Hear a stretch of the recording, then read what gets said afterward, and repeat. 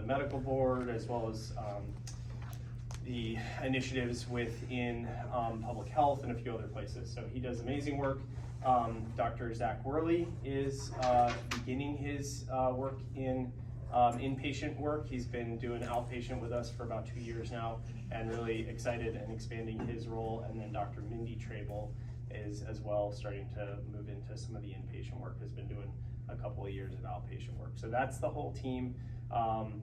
There are other people in the community who do addiction medicine you may cross paths with. We don't do methadone. I won't get into all of that exactly, but there are strict regulations from the DEA on who can do what. We are what is referred to as an office-based outpatient treatment program, OBOT. OBOTs can do Suboxone or buprenorphine products. We cannot do methadone. Methadone has to come from an opiate treatment program, OTP. OTPs are federally regulated, federally funded, and that is where they get their, what patients will refer to as their red handcuffs, or their liquid methadone, which is a red substance that they get administered every day. So the methadone clinic can give Suboxone as well. That's new-ish relative. But Dr. Day, Herb Day, is their medical director. He may come in and out as well. I think that's it for providers who come into the hospital. In the community, Paul Finch does work, North Country Medical, I believe, is that what that's called? Mm-hmm. And then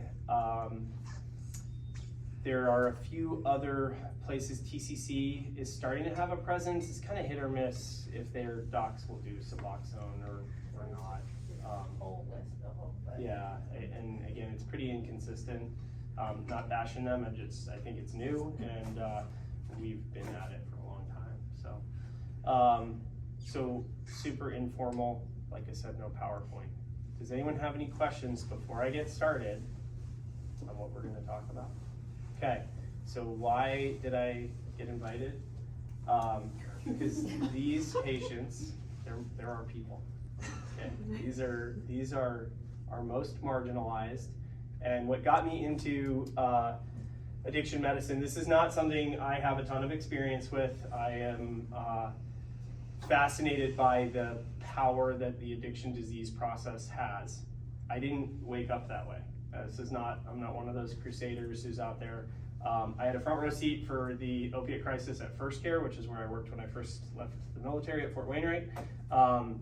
And like most people with the opiate crisis, we all stuck our heads in the sand. We're like, man, I hope somebody fixes this. And shockingly, a couple years go by and nobody else fixed it. So with Barbie's help and a few of the other docs at First Care, we got together, and this is the product of that. And then specifically, why am I talking to you all?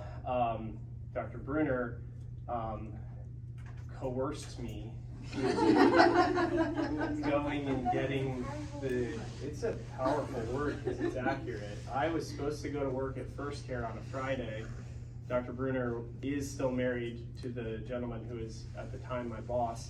They cleared my schedule, booked me a plane ticket to Anchorage and a CME at the Captain Cook, because at the time you had to do 16 hours of continuing ed to be able to prescribe buprenorphine in an outpatient setting. So that is how I got